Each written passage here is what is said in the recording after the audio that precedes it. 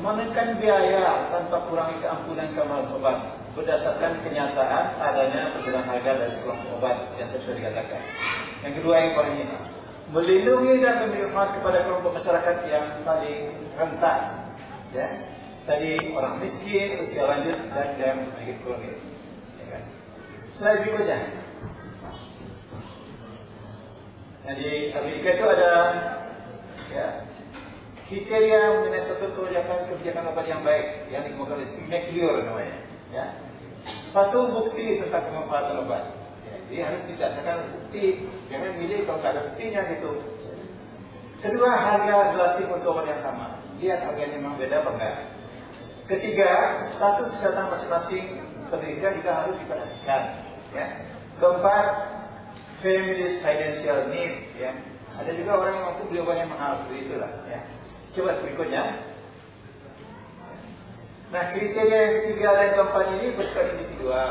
Ya, penyakit orang kan memang tidak sama. Kemampuan orang lain juga tidak sama. Oke. Ya. Maka kalau kita memiliki suatu kebijakan, tetap ada pengecualian. Ya. Suatu kebijakan yang baik harus disertai dengan adanya jalan keluar, ya, bagi keadaan-keadaan tertentu. Ya. Jadi exemptionnya harus ada. Ya. Dan exemption itu dapat dipenuhi setelah ada persetujuan. Jadi dari sistem pelayanan yang dia menjadi berapa orang. Oh ya, ini kalau di pasien ini karena simvastatin ini kelihatannya tidak menurunkan kadar kolesterol, ya dia boleh diganti dengan obat yang lain. Atau dari HCP, ya, kebetulan dia asam uratnya tinggi umpamanya. Kalau dikasih ini bertambah tinggi asam uratnya, ya kita carikan alternatif yang lain. Ya. Jadi, tapi itu kan exception itu sebenarnya nggak banyak. Yang berikutnya, prinsip seleksi obat. Jadi ini yang dilakukan dalam kebijakan obat itu, bukti khasiat atau kemampuan berasal dari uji klinik yang terancam dan seterusnya. Tadi yang contoh tadi, ACT tadi. Ya. Hasil atau outcome diukur adalah mortalitas dan morbiditas, bukan efek antara. Ini diantara kita banyak obat tengkar ya. Ada obat yang menurunkan SGBT, SGOT, ya kan? Oh, kalau itu ini obat bisa untuk hepatitis kronik dan sebagainya. Ya. Tapi apakah obat yang diberikan itu pada hepatitis kronik tadi yang katanya menurunkan SGBT itu bisa nggak memperpanjang umur orang itu? Bisa nggak menahan progresivitas penyakit sehingga dia tidak berlanjut katakanlah jadi kanker, jadi fibrosis dan sebagainya? Data itu yang belum ada. Ya kan? Jadi dia belum sampai menentukan apakah dia memperbaiki mortalitas atau morbiditas. Dan banyak obat dan peraturan di Amerika juga mengatakan FDA, dia bilang obat kalau sudah ada efek surrogate yang dibuktikan dalam suatu penelitian terakhir itu boleh beredar di. Ya kan? Tapi banyak negara yang lain di Inggris kan tidak bisa begitu. Ya, harus jelas efeknya terhadap morbiditas dan mortalitas. Ya. Obat-obat anti kanker yang baru, ya. Herceptin namanya. Oh, dia bisa ada responsif terhadap kanker payudara dengan khas seperti ini. Ya. Tapi ketika dilihat bertambah nggak umur orang itu, kalau dikasihkan obat itu, tapi juga bersama dengan obat anti kanker yang lain, ternyata bedanya cuma 3 bulan. Ya. Tapi harganya selagi ini. Nah, ini faktor itu sangat menentukan. Ya kan? Nah, mungkin dong kalau perusahaan asuransi hanya untuk menambah, ya, efek kulit itu mengeluarkan daya yang terlalu banyak. Nanti akan merupakan hal-hal yang lain yang sudah established keadaannya, ya, sudah bisa efektivitasnya dipastikan. Nah, ini banyak dari masalah sekarang obat-obat yang dari perhitungan cost effectiveness itu, ya, biayanya itu lebih tinggi daripada 2 kali income per kapita. Banyak negara di negara maju juga tersangkut seperti itu katanya. Lihat harga obat yang mahal tadi kan. Dan sekarang banyak obat hasil daripada rekayasa genetik. Ya. bioteknologi kan, tidak bisa dipilih orang. Itu yang mahal-mahal, satu kali suntik obat karbitum selamanya 30-40 juta, ya. Belum lagi obat lainnya, dan itu paling sedikit disuntik 12 kali pada orang yang menderita katakanlah kanker. Tapi kalau dilihat nanti berapa banyak sih pertambahan umurnya? Kira-kira 2 bulan, 3 bulan. Nah, jadi dipertanyakan hal seperti itu kan. Jadi ini prinsip yang kita pakai ya di dalam obat. Yang berikutnya, ini ya kita sampai pada tingkat askes ini kan kita ya. Jadi kebetulan saya ada di situ juga. Ya. Ini sudah lama kita praktekkan. Ya. Sebelum ya, tadi yang saya mengatakan di Kanada dan sebagainya itu, kita sudah mempraktekkan di sini. Ya. Saya baru dapat paper dari Kanada itu baru 3 hari di sini. Oh, rupanya kita sudah seperti itu. Ya. Sudah lumayan lah. Yang berikutnya, ya. Jadi ini tadi yang seperti obat baru dan itu drug itu ya. Jadi harus dibandingkan dengan standar yang menggunakan outcome sebagai sasaran ukur efek, bukan surrogate. Ya. Analisis biaya yang ada, dan kemudian ya, kalau kita sudah putuskan, kita kemudian selalu merujuk, membandingkan keputusan kita dengan negara-negara lain yang sistem seleksinya itu mantap. Itu adalah Kanada, Australia, Inggris, dan satu lagi sebenarnya Belanda. Di Belanda kita nggak ada rekodnya bahasa Belanda nggak bisa. Jadi ini kita lihat sama nggak dapat kita dengan mereka. Kalau beda apa bedanya? Saya berikutnya. Nah, ini sudah dilihat aja. Lihat aja Pak. Nah sekarang ya. Ini manajemen obat di rumah sakit mulai dari seleksi sampai ke bawahnya pemberian. Jadi kalau tadi saya bicara barangkali mengenai masalah seleksi obat, bagaimana kita harus menyediakan obat di tempat pelayanan kita, proses seleksinya kan. Kemudian ini ada tanya lagi dari tanya lain, ini adalah mengenai manajemen obat di rumah sakit, kan? Sampai pada peresepan mengenai. Coba dilihat yang berikutnya. Masalah peresepan adalah masalah keputusan dari masing-masing dokter kan kita ini. Ya. Nah sebenarnya saya sudah berikan buku ya Pak ya. Buku saya itu mana dia? Masih oseng atau sen. Jadi ada buku dari WHO, namanya adalah Guide to Good Prescribing. Ini saya ambil berapa dari sini. Buku itu sebenarnya saya pinjamin aja Pak. Nah sini kan bukan beli saya ya. Jadi kalau ada yang berminat dari Guide to Good Prescribing dari WHO. Tapi inilah intinya. Ya. Jadi begini, kalau kita ya 6 key step to rational therapeutic decision. Kalau ini dari buku clinical pharmacology. 1, membuat diagnosis yang akurat. Ya. Diagnosisnya benar dulu. Ya. Jadi ini tidak gampang kok. Ya. Kalau diagnosisnya baru kita bicara mengenai obatnya. Coba sekarang antibiotik. Ya. Pernah nggak kita melakukan diagnosis yang benar? Ya. Kita lihat ini ada lemas, ada panas, ada demam, ada batuk. Nah, ini antibiotik. Tapi kita tidak pernah kumannya apa ini? Ya. Di rumah sakit pun juga seperti itu. Dikatakan ini pasien masuk dengan pneumonia komunitas. Ini kerja saya sekarang di rumah sakit Cipto. Dia minta obat ke SKTM. Saya mau berikan ini dok, boleh nggak sih? Oh ini spesimennya udah dikirim ke laboratorium klinik untuk diperiksa mikrobiologinya, dibiarkan kemudian nanti ada sensitivitas. Saya tanya, kamu tidak periksa grade staining?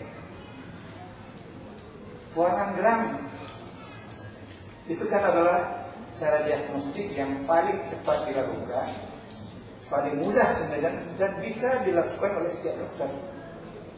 Bisa dilakukan oleh setiap dokter. Ya, di situ biasanya kita bisa melihat kumannya kokus apa batang, dia bergerombol atau bentuk benang gitu kan. Kira-kira udah tahu kita antibiotiknya ini. Ya, gram stain ini perlu nanti harus dilakukan pemeriksaan di apa namanya di mikrobiologi. Kalau kumannya sama, confirm. Tapi kalau kumannya berbeda, di mana letak salahnya ini? Ya. Nah, kita mengatakan juga, ya, itu spesimen yang berasal dari sputum, yang berasal dari bawah. Itu kalau kumannya berada di antara leukosit. Dan leukosit di sputum itu jumlahnya kira-kira 20. Di atas 20, kemudian kita lihat ada kuman di antaranya. Itu adalah kuman yang berasal dari paru-paru, ya, yang menyebabkan pneumonia. Ya. Itu. Nah, saya cerita lagi sedikit lagi. Ada istilah yang kita pakai sekarang ini, upper respiratory tract infection, ya, infeksi saluran nafas atas, kan, ISNA. Di Eropa itu dilarang mungkin antibiotik. Sekarang ini dilarang. Kenapa dilarang? Dia bilang kira-kira itu 70-80% karena virus. Anda tahu kalau di sini gimana kira-kira? Tapi yang jelas, cucu saya kalau batuk seperti itu, ya kan, bronchopneumonia katanya kan, ya ringan lah gitu ya. Dan saya kasih juga antibiotik tuh, kasih minum air, dan saya tahu gizinya baik kan, jadi pastilah kebanyakan virus kali ya. Nah, kita kan belajar selama ini, ya, kalau orang malnutrition atau apa namanya dietnya kurang bagus, ya kan, kemudian ya morbiditasnya tinggi, sebabnya kenapa? Karena ada pneumonia kan. Jadi pneumonia kita obatin, tapi dietnya enggak diperbagus, ya kan, gitu kan. Ini jadi permasalahan kita di RSCM itu. Kita memberikan antibiotik empiris. Empiris itu artinya kita nggak tahu kumannya apa, ya kan? Berdasarkan pengalaman yang lalu-lalu, berdasarkan petunjuk dari atasan. Tapi ada paper yang menyatakan kegagalan dari anti-empiris itu orang sudah melakukan di atas 70%. Jadi gimana lah kita ya menggunakan antibiotik ini? Ini contoh aja ya. Jadi seperti ini diagnosisnya, kemudian patofisiologi penyakitnya apa, ya, beres sampai ini. Dan seterusnya seperti ini ya. Yang berikutnya, nah ini yang 6 step tadi itu diambil alih oleh WHO seperti ini, yang ada dalam buku saya itu, seperti ini. Ya, jadi ini rasional grafik itu seperti ini. Yang jadi memilih preferred drug di atas sekian banyak itu bagaimana sih Anda memilih salah satu yang salah satu? Itu yang tadi itu ya. Berikutnya, nah ini memilihnya itu, ya, data mengenai efekasi atau effectiveness, safety, suitability, dan jangan lupa yang bawah ini sekarang sudah termasuk cost. Ya, saya mengatakan banyak negara yang hampir bangkrut karena biaya kesehatan itu mahal. Yang berikutnya, ini sudah lewatin aja. Nah ini tadi saya mengenai masalah irrational prescribing. Tadi Ibu Kepala sudah menyinggung garis sebabnya kenapa kok kita tidak rasional menggunakan obat dan sebagainya juga. Slide berikutnya. Nah ini saya kutip lagi satu dari literatur ya. Suatu banyak studi yang mencoba melihat pengaruh daripada apa namanya perusahaan farmasi terhadap prescribing behavior dari dokter. Banyak sudah. Maka dia bisa melakukan meta analisis. Ya. Dia mengatakan bahwa informasi yang langsung disampaikan kepada dokter itu disertai dengan peningkatan jumlah peresepan obat oleh dokter yang dihubungi tadi, harganya menjadi lebih tinggi dan menjadi tidak rasional. Ya. Tidak rasional itu kualitasnya menurun dibandingkan dengan guidelines yang ada. Gitu. Ya. Jadi bila dokter itu aktif sebagai respon aktif dalam pertemuan dengan representatif itu, ya, mengikuti sponsor meeting, ya kan, dikasih tiket pergi ke Jakarta ada seminar, sponsor trial, kan, ya, jadi disuruh membakar obat baru di dok di tiket tolong laporannya ini dibayar sekian. Kemudian ada lagi yang terbaru yang sedang sponsor traveling. Dan jalan-jalan itu yang multi level marketing itu kan begitu kan, sponsor marketing. Supaya itu dipraktikkan juga sekarang pada beberapa pabrik obat. Tidak usah ikut kongres deh, bawa istri, bawa anak, kita ke Rusia katanya kan, dibayarin gitu ya. Jadi ini masih baru ya. Slide berikutnya. Nah kira-kira itu yang ingin saya sampaikan ya. Mungkin ya tidak banyak yang menyentuh apa yang pernah kejadian di tempat kita masing-masing. Tapi karena obat itu memang sudah sifatnya global, ya kan? Ini patutlah kita perhatikan. Dan kemudian ya, di antara sekian macam komponen pembiayaan kesehatan itu, yang paling cepat naiknya adalah obat. Dan itu pula yang paling mudah dikontrol. Jadi kita wajib itu mengontrol, ya, menyeleksi obat-obat apa yang akan kita berikan pada pasien, termasuk ya, seleksi mengenai masalah kosnya. Saya kira sekian, terima kasih. Assalamualaikum warahmatullahi wabarakatuh.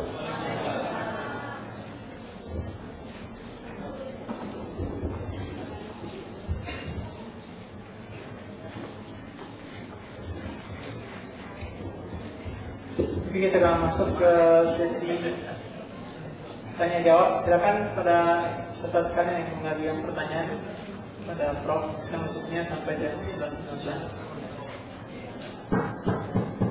Tes. Sudah aja Prof. Terserah Prof. Ya silakan Bu Diana.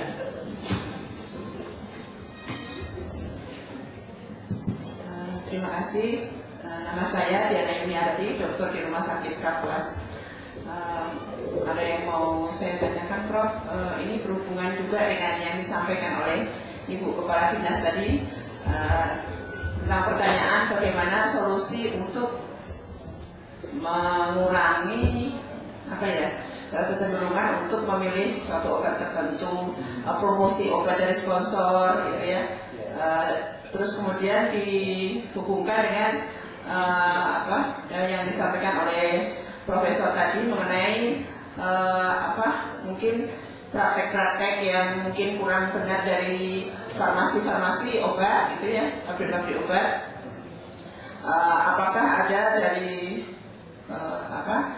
dari pemerintah kita langkah atau mungkin upaya untuk mencari solusi yang seperti itu tadi, misalnya dengan membatasi berdirinya pabrik-pabrik obat atau farmasi, karena saya lihat ini jumlah penduduk mungkin nggak terlalu banyak, tapi pabrik obat kok bertambah terus, sampai dokter yang mau resep juga bingung karena saking banyaknya farmasi. Itu saja. Terima kasih. Ya, memang pabrik obat kita itu terlalu banyak. Ada yang lama lagi yang udah mati, kemudian cukup lagi yang baru, ya nama-nama pabrik obat yang baru yang saya sendiri juga kadang-kadang nggak kenal. Ya. Jadi kalau kita lihat item obat yang ada di sini itu, ya katanya lebih dari 20.000 macam, lebih. Ya. Di Eropa itu katanya cuma sekitar 5 ribuan. Gitu ya. Nah ini kan ini yang yang menjadi penentu kebijakan mengenai berdirinya pabrik obat ini itu kalau nggak salah Departemen Perdagangan Bapak, bukan Detkes. Ya. Tapi kalau produknya itu adalah POM. Ya. Nah ini sebenarnya kita bisa melihat dari sisi buruknya tadi sudah dikatakan kan. Tapi dari sisi baiknya nggak ada, karena banyak sedia seperti ini, ya kan. Nah saya ingat dulu, jadi POM memberi alasan kenapa kalau begitu banyak. Dia bilang Indonesia ini kan terlalu luas, ya.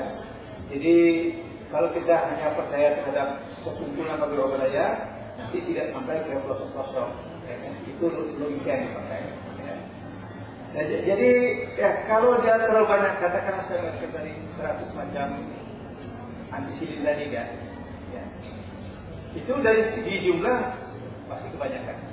Kemudian yang kedua, makin terlalu banyak kopi drug itu, kita mempertanyakan kualitasnya benar apa enggak nih? Siapa itu yang mengawasi? Ya. Kalau di negara yang maju, begitu obat itu boleh beredar, kita bisa baca dokumen mengenai kualitasnya di internet. Kita tekan, kemudian dia keluarin. Kalau kita di situ nggak ada, jadi betul-betul kita membeli kucing dalam karung. Nah, saya katakan tadi apa yang kita praktekkan di RSCM. Jadi kita anggap itu bukan musibah, ya. Kita anggap itu sebagai suatu kesempatan baik, ya kan? Kalau ada 20 atau 100 tadi, ketika dia menawarkan diri masuk ke RSCM, kita minta data mengenai kualitas produknya. Bahan bakunya asalnya dari mana, spesifikasi bahan bakunya seperti apa, ukuran fiskalnya bagaimana dan bagaimana. Kemudian di dalam proses pembuatannya, batch per batch, ada nggak quality control. Ternyata dari 100 itu barangkali mungkin hanya 10 yang sanggup memberikan data seperti itu. Dan dari 10 itulah tadi yang kita pilih 2 yang termurah harganya. Itu yang saya katakan. Jadi kita anggap aspek positifnya, aspek negatifnya banyak, betul. Ya, itulah keadaan kita. Ya. Tidak ada polisi yang solid ya mengenai masalah kualitas obat yang beredar di Indonesia. Itu yang kita akui. Terima kasih. Pertanyaan kedua.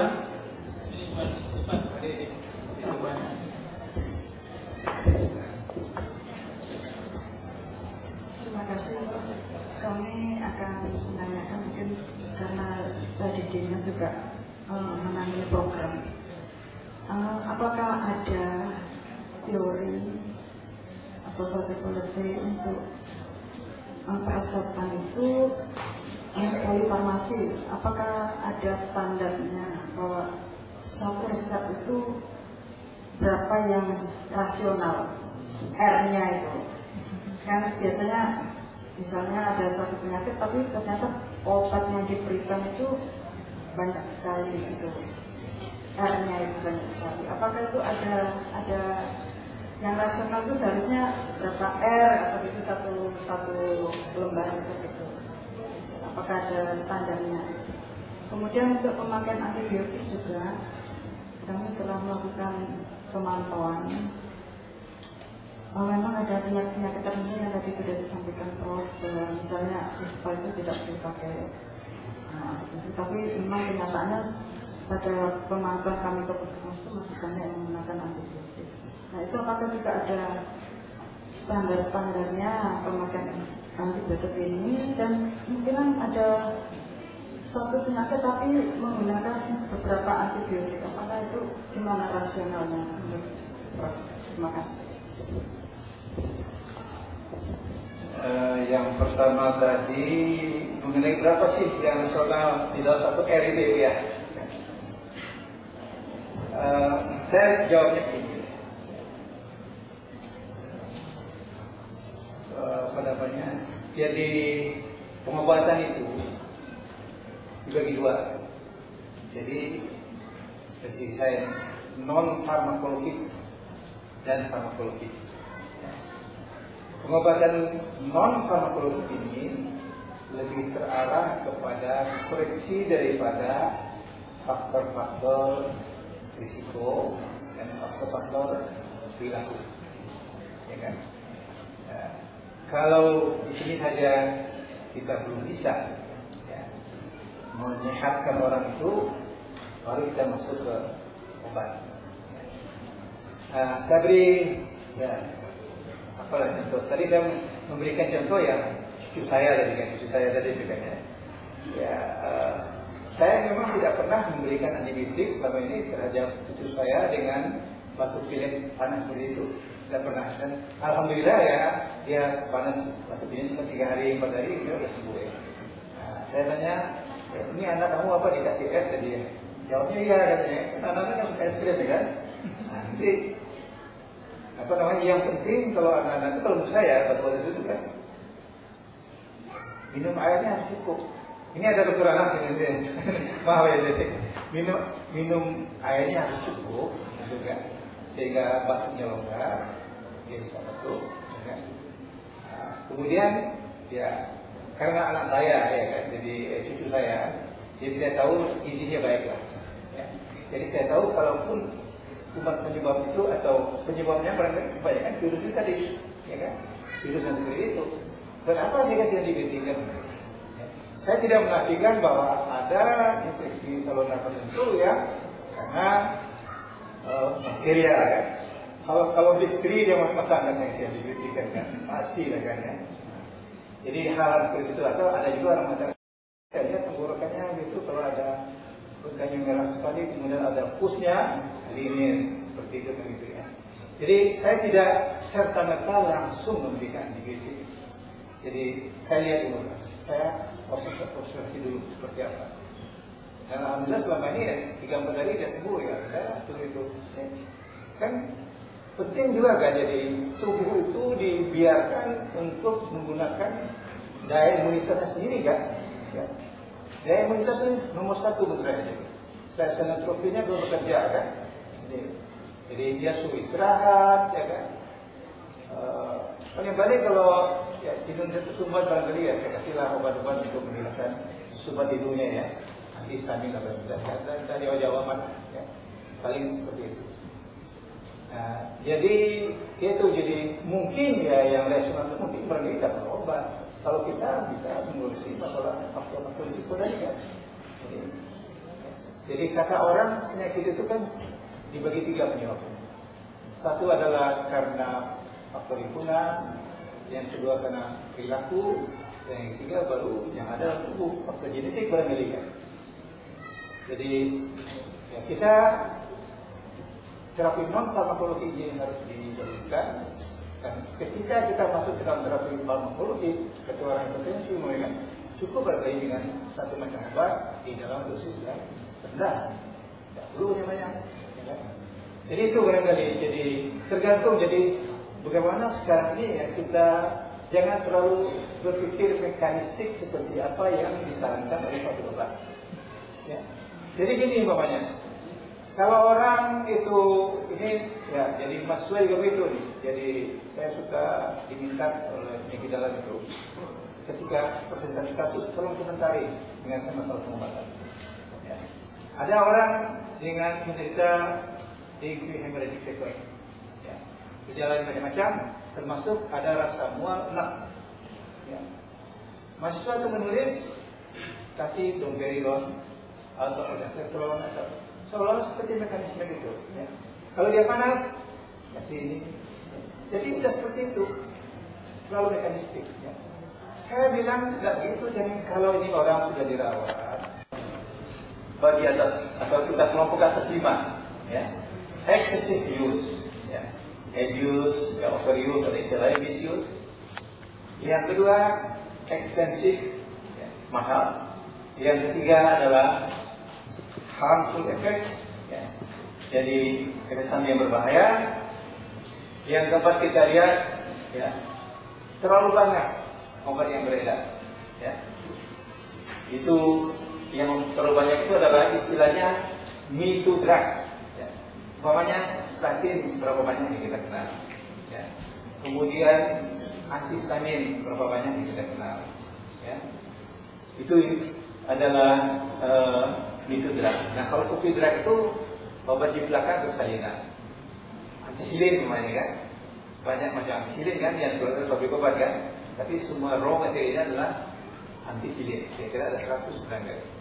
Itu yang menyebabkan obat itu banyak. Dan kemudian juga ada obat-obat yang efeknya itu ya nggak anulah, nggak besar-besar amat. Ya. Sebenarnya dia tidak beda dengan placebo atau kalau ada perbedaan sedikit sekali ya. Ini masalah obat yang ada, tapi kalau barangkali kita lihat di kita vokal barangkali mungkin ada masalah lain ya.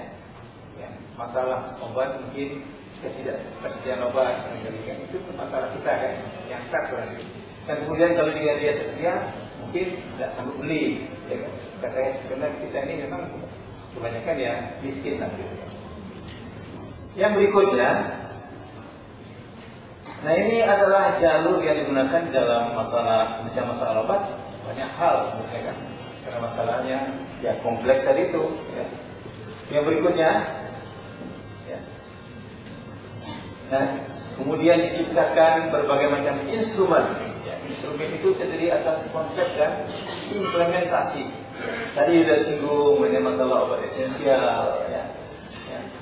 Kemudian masalah konsep penggunaan obat rasional, ya. Kemudian, ya, timbul istilah substitusi generik dan substitusi terapeutik. Ya, barangkali saya jelaskan sekarang aja di sini. Ya, nanti belakang juga ada sebenarnya. Substitusi generik itu maksudnya begini. Kan tadi ada kopi, nah, ada 10 macam, ada 20, ada 30 macam kan. Apa semua harus disediakan nggak di tempat pelayanan? Katakanlah di rumah sakit. Nggak mungkin loh. Ya. Nah, jadi obat COVID itu kita pilih aja beberapa yang kira-kira mutunya setelah dicermati ini baik. Ya. Nah, kemudian kita lihat harganya berapa. Ya. Makanya kami di LSM untuk COVID drug itu satu tersedia yang original, 2 yang branded generik yang ada nama dagangnya, dan kemudian yang ketiga adalah yang itu generik, ya kan? Yang komoditi generik istilahnya. Yang branded ini cuma 2 aja, ya. Padahal dia banyak kan, 10-20, kita pilih 2 aja. Yang setelah kita cermati, dia mempunyai kualiti dokumen yang baik, ya kan? Katakanlah ada 10, nah, kemudian kita adu aja harganya. Oke, ini bisa masuk di sini. Nah, ini harga berapa? Ya kan? Nanti kita pilih yang 2 murah terbawah. Dan kali kalau dia masuk lagi bisa, barangkali dia bisa menurunkan harga. Nah, itu adalah salah satu cara yang banyak juga digunakan di negara lain untuk mengontrol harga obat. Jadi kita ya, sebagai institusi pelayanan juga sebenarnya mempunyai kemampuan ya, untuk mengendalikan harga obat itu. Walaupun kita tahu bahwa harga obat itu tidak boleh kan diatur ya kan. Jadi kita seolah-olah seperti pasar bebas itu. Jadi macam-macam. Ya. Esensi ilmu, jadi banyak ilmu berkembang dalam rangka masalah pengobatan yang rasional ini juga. Ya. Kemudian sistem layanan kesehatan itu juga banyak mempengaruhi. Semua negara sekarang sudah menuju ke arah sistem pelayanan kesehatan universal dan sosial. Jadi maksudnya apa itu? Pelayanan kesehatan diselenggarakan oleh negara. Ya. Nanti akan saya lebih lanjut. Dan itu dia diatur melalui managed care. Ya. Di semua negara sudah begini, kecuali yang masih belum. Ya, Indonesia berarti. Malaysia sudah, Thailand sudah, ya. Tempat lain sudah, di Australia sudah, semuanya. Amerika pun juga sudah sekarang mau menuju ke arah universal insurance coverage. Ya. Yang berikutnya, dan kemudian ya, ada kebijakan-kebijakan. Dan ini yang perlu kita pelajari. Bagaimana sih orang ngatur obat itu kok bisa gitu ya. Nanti akan saya lihatkan beberapa contoh. Yang lain-lain saya tidak akan teruskan Pak. Nah sedikit barangkali ya asuransi kesehatan. Kan kita ini sudah ada undang-undang jaminan kesehatan ya. Itu akan menjadi cikal bakal katanya jadi asuransi kesehatan yang universal coverage itu yang diselenggarakan oleh negara itu ya. Dan mau tidak mau atau WHO sendiri sudah mengatakan harus seperti itu. Kalau enggak nanti ada yang bangkrut. Ya. Amerika itu salah satu. Kenapa dia bangkrut? Kebetulannya adalah karena biaya kesehatan itu yang terlalu tinggi. Ya. Situ ada cerita. Ya kan? Dia survei rakyat Amerika. Nanya apa sih yang paling Anda cemaskan pada hidup di Amerika? Keluar 4 hal. Yang nomor 1 itu adalah mahalnya biaya pemeliharaan kesehatan selain kesehatan di Amerika. Kira-kira pada waktu itu tahun 2005 65 juta orang tidak ada insurans coverage-nya. Ya, jadi tergal-gal. Itu 1. Kemudian apa yang nomor 2? Ya, imigran dari Meksiko. Kemudian yang ketiga apa yang Anda concernkan? Ya. Waktu itu adalah harga minyak yang terlalu tinggi. Dan yang keempat adalah masalah teroris. Ya.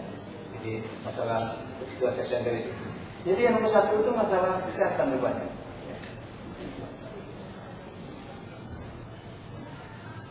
Jadi ini WHO sudah mengatakan, ya, tadi sudah disinggung juga bahwa hidup sehat itu adalah hak setiap warga negara. Ya. Jadi oleh karena itu negara wajib memelihara kesehatan warganya. Ya. Jadi kita akan mengenal negara-negara Eropa itu ada istilah welfare state, ya, di mana di situ dia mengutamakan dua hal, yaitu pelayanan kesehatan dan pendidikan untuk setiap warga, ya, dengan biaya semurah mungkin, ya, kalau perlu ya dibebaskan rakyat. Yang berikutnya, ya, nah, asuransi kesehatan sosial itu harus dibedakan dengan asuransi kesehatan komersial, ya, yang diselenggarakan oleh swasta, ya, berdasarkan filosofi setiap orang perlu memilih kesehatannya sesuai dengan kemampuannya sendiri, ya kan? Jadi maka keluar ada kartu berobat yang platinum, yang gold dan sebagainya. Gitu. Asuransi kesehatan sosial berorientasi pada efisiensi penghematan. Ya. Asuransi kesehatan komersial itu berorientasi pada laba. Ya. Jadi saya dengar tadi kabupaten apa nih? Kapuas kan? Itu pemerintahnya ya Bu ya. Nah, apa menjamin biaya kesehatan untuk 10 penyakit lebaran 11 ya kan, itu sudah suatu cikal bakal daripada suatu proses asuransi kesehatan yang tadi ya, sosial tadi ya kan. Jadi ya, dan memang kalau kita ya di dalam masalah asuransi ini tentu akan berlaku berbagai kebijakan dan aturan sesuai dengan orientasi tadi kan. Kalau perusahaan komersial, ya dia orientasinya profit ya kan. Pasti dia melakukan peraturan yang berketat keluaran. Tapi kalau asuransi sosial itu adalah di dalam rangka kehematan atau efisiensi. Jadi tidak boleh ada kebocoran. Itu syaratnya satu sesuai protokol ini maju gitu. Tidak boleh ada pemborosan. Jadi betul-betul ya, di situ diperhatikan masalah itu. Yang berikutnya, ini ya saya sudah yang penting di bawah itu perlu didukung oleh sistem financing, ya, pedoman pelayanan dan sistem rujukan yang mapan dan paripurna. Itu baru bisa sukses. Seperti jauh-jauh di Malaysia, di Australia, ya. Dan yang penting juga, ya, andai kata kita nanti masuk ke situ, nah, kita sebagai dokter ini bisa memperjuangkan dong. Dokter itu layani juga berapa gitu. Ya, nah, kalau di Malaysia umpamanya ya dokter itu ya, mendapat penghasilan sedemikian rupa, dia digolongkan sebagai berpenghasilan menengah ke atas. Dan nanti kalau dia pensiun sudah punya rumah, sudah punya mobil, dan kemudian uang simpanan ya untuk sampai dia akhir hayatnya barangkali. Nah, tapi ada juga negara-negara yang pembayaran dokter ini murah di Prancis ya, maka itu sering mogok di situ. Ya. Bisa cuma kasih warning sama ada kata itu nanti ya terjadi di negara kita, ya asuransi sosial itu. Kita berjuang, ya dokter itu dapat berapa? Betul apa itu kan? Ya. Kalau dia kerja di Kapuas, ya 10 juta sedikit ya kan? Gimana? Ya, dokternya bisa bekerja dengan tenang ya kan kalau. Ya, kan? Jadi yang penting itu ya jadi dokternya itu bukan menekan harga obat serendah mungkin, tapi ya dokter yang dipikirkan. Yang berikutnya, nah sekarang kita masuk ke masalah kebijakan obatnya. Jadi kebijakan obat itu ya kalau ada managed care atau di dalam satu institusi, ya kan. Kalau di luar praktek solo ya kebijakan masing-masing lah, ya kan. Ya bisa kita. Jadi di situ ada daftar obat terpilih, ya. Kemudian disertai pembatasan indikasi, ya, dan jumlah sekali percobaan. Saya kira kan tahu lah sudah. Kemudian ada lagi orang yang memperlakukan hal-hal yang lain, ada istilahnya cost sharing macam-macam lah. Ya. Ya. Yang berikutnya, coba Pak. Ini saya singgung sedikit draft reference program. Ya, yang adanya di Amerika. Jadi didasarkan pada asumsi bahwa penggunaan obat tertentu dapat saling dipertukarkan. Tadi saya sudah bicara mengenai generic substitution dan therapeutic substitution. Jadi antara satu generik dengan generik lain itu bisa ditukarkan. Antara satu statin dengan statin lain bisa ditukarkan. Ternyata obat yang katanya statin yang macam-macam itu, ketika baru muncul yang baru, pasti dia menonjolkan, mempush saya ini lebih baik daripada yang terdahulu. Tapi kemudian ketika orang lama-lama melihat dan melakukan analisis terhadap hasil-hasil data efektivitas daripada obat itu dalam pelayanan, nggak ada beda kok, ya kan? Nah kalau nggak ada beda, kita pilih aja yang paling murah gitu. Itu yang pertama.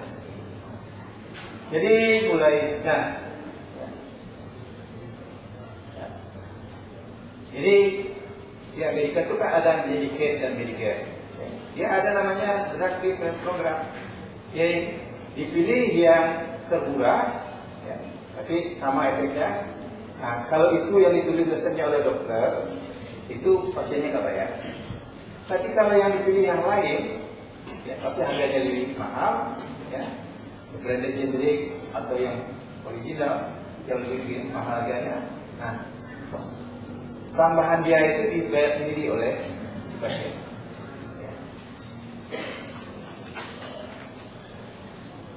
Jadi DRP yang ada di banyak negara itu mulai di Jerman dan diterapkan sekarang di mana-mana. Dan itu menjadi musuhnya pabrik obat. Pabrik obat itu sekarang berusaha mengatakan tidak sama kok pasar dengan obat yang lain. Satu generik dan generik itu beda. Yaitu serah mereka lah kan. Yang slide berikutnya. Ini yang saya terangkan tadi, dilanjutkan aja. Nah, ini adalah kelompok obat yang bisa dipilih salah satu saja. Obat anti hipertensi, anti diabetes, ACE inhibitor, sartan, meprazol, antagonis, banyaklah. Itu yang semuanya adalah me to drug tadi, me to drug. Kalau kopi drug kan paham lah kita mengenai yang sama sih. Ini me to drug. Me to drug itu jadi harus bedakan dengan kopi drug ya. Jadi obat yang indikasinya sama, tapi struktur kimianya masih berbeda. Ini ya usaha obat itu mati-matian itu. Saya lebih baik dari yang lain. Gitu. Yang berikutnya, jadi ini saya sudah terangkan tadi mengenai istilah substitusi generik dan substitusi terapeutik. Dan di luar ini yang penting hanya berlaku di isu pelayanan di mana ada panitia farmasi dan terapi yang berfungsi baik. Maksudnya apa ini? Jadi keputusan itu obat mana yang mau kita pilih di antara sekian banyak itu adalah merupakan keputusan kolektif, disepakati bersama. Itu maksudnya. Jadi secara akuntabel terbuka kita terangkan, wah ini macam-macam ini, kita pilih yang ini aja. Dan memang dari dalam masalah ini adalah mencari dalam sistem asuransi sosial tadi mencari obat yang paling murah. Tapi just blank, jadi just blank tapi murah kan gitu kan, efektif gitu kan. Dan sekarang juga dituntut sudah setiap dokter itu di dalam memilih obat itu faktor cost itu harus merupakan salah satu faktor yang menjadi perhitungannya. Di WHO banyak badan-badan dunia yang mengatakan faktor cost itu sudah harus menjadi perhitungan. Karena ternyata yang seperti ini banyak obat yang sama kok harganya berbeda-beda. Saya berikutnya. Nah, saya beri contoh satu. Ini di Norwegia dikatakan di situ diberlakukan keharusan meresepkan HCT, hidrokloropropin, sebagai obat ini pertama pada hipertensi tanpa komplikasi. yang banyak kita makan potensi esensial tidak. Dasar pemblokiran adalah adanya trial. Al-Had itu trial. ANBP itu juga trial yang besar-besar. Yang kalau ANBP itu di Australia jumlah pasien yang ikut serta itu adalah termasuk 5.000 orang di follow up selama kita 1 tahun. Al-Had di Amerika 30.000 orang juga di follow up menjadi lama. Apa yang disimpulkan dari 2 penelitian besar itu tadi? Mortalitas, angka kematian tentunya kan, CAD, coronary artery disease, ya, ESRD, end-stage renal disease, ya, sama pada TLC, sama ya dengan kalsium channel blocker, amlodipine misalnya, ya, dan S inhibitor, captopril yang banyak kita pakai, sama, ya. Jadi outcome-nya sama. Manfaatnya sama, itulah kira-kira. Kemudian yang kedua, heart failure lebih sering menyertai kalsium channel blocker. Ya. Kemudian yang ketiga, kontrol tekanan darah itu lebih baik dengan thiazid dibandingkan dengan S inhibitor. Ya. Stroke lebih rendah dengan thiazid daripada S inhibitor. Ya. Biaya yang paling murah, kemudian semua pedoman klinik yang dibuat oleh para akademisi menganjurkan thiazid sebagai obat pilihan pertama. Itu dasarnya di Norwegia itu harus Anda menggunakan HCT. Ya.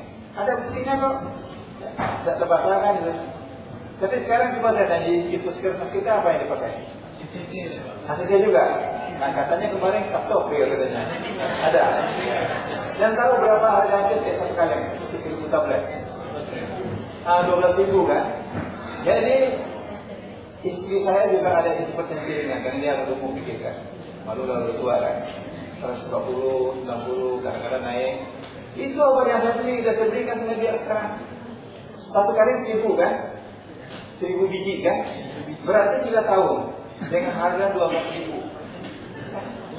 Nah, dia ini buktinya nih.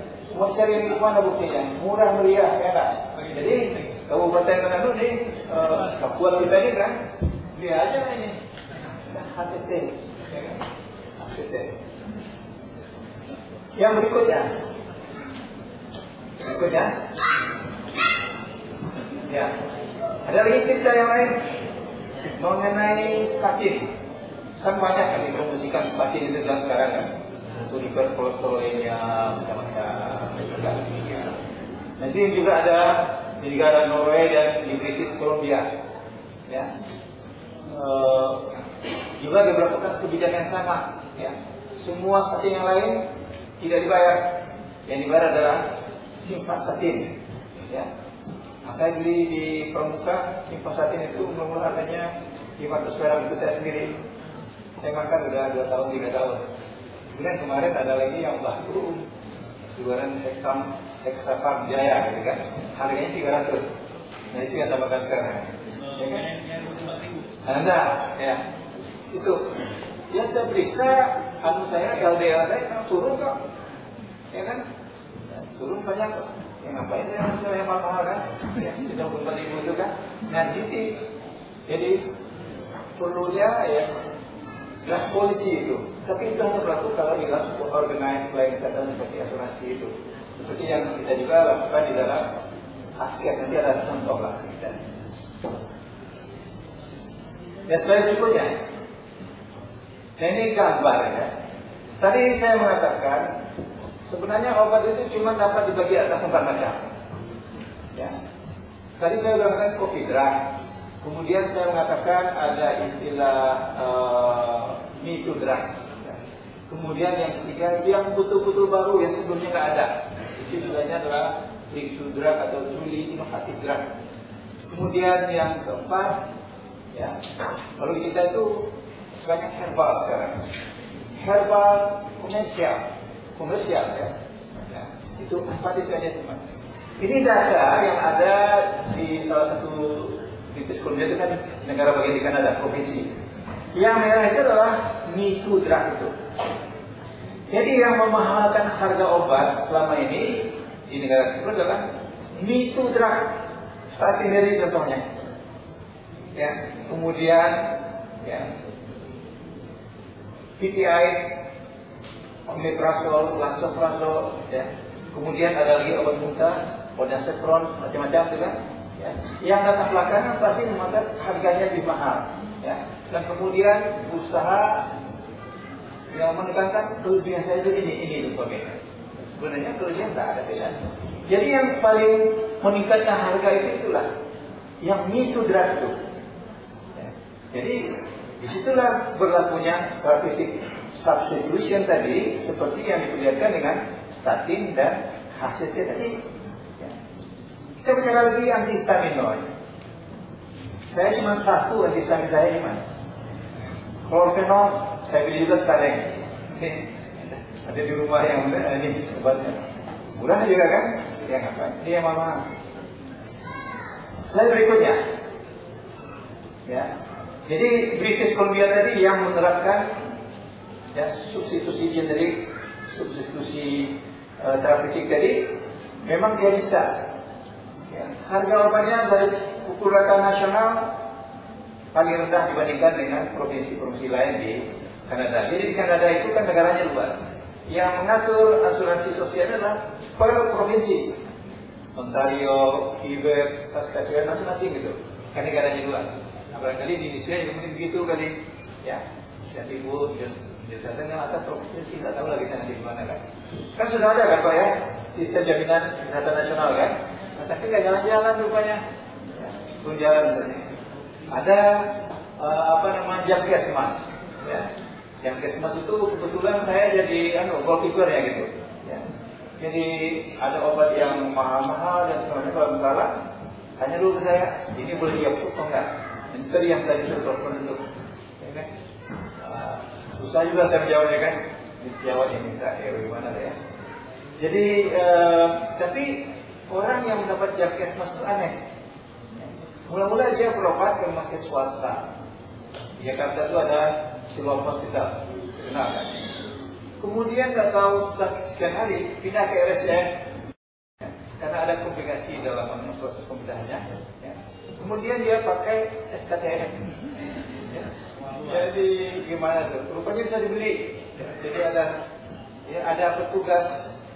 Itunya kalau kelurahan 250, kalau ke DKI 500.000 dapat itu surat jaminan itu. Dan semua kemudian gratis gitu. Jadi ya jadi disalahgunakan gitu kan. Jadi kita mesti tanggung. Kalau betul-betul mau bikin asuransi sosial seperti itu, yang dilakukan namanya di Brasilia kan adalah setiap orang harus bayar premi tiap bulan, kan gitu kan. Nah, kemudian yang miskin yang dibayarkan oleh negara. Nah, siapa yang tak sanggup itu yang nanti dibayarkan oleh negara kan. Jadi nanti kan kalau sistem asuransi sosial itu yang sakit ditolong oleh yang sehat kan, karena semua orang sakit kan. Nah, substitusi. Jadi bukan Pak, keadilan sosial tuh sama dengan Pancasila Pak. Ya kan? Kita ini udah Pancasilais, tapi dalam praktek pelayanan itu belum Pak, sejauh. Yang berikutnya, ini ada lagi satu program. Ini di Amerika nih. Karena Amerika itu kan negara super kaya katanya kan.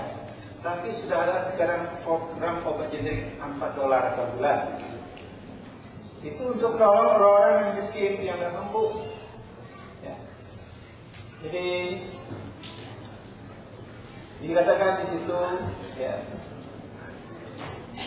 dia tuh. Jadi kemampuan untuk membeli obat yang diresepkan oleh dokter itu yang merupakan masalah public health. Ya. Yang mendesak, begitu kan, di negara Amerika. Ya. Banyak pasien yang paling karena itu ketika dia minum obat itu kan dia tidak mampu beli kan, dipikir-pikir obatnya, yang untuk satu saudari bikin setengah, ya kan? Atau nanti lain kali ketika dia ke dokter diberi resep tidak mampu beli ya, tidak dia beli. Timbul program ini, jadi obat-obat hipertensi ada 3 coba di bukunya Pak. Ini Elocos generik ini, ya. Hipertensi, diabetes, coronary artery disease, Itu adalah obat-obat yang sekarang ada program $4-nya. Ya. Apa itu? Simvastatin, lisinopril, levotiroxin, metformin, diabetes, acetyl, furosemide, metoprolol, dan koronari arteritis.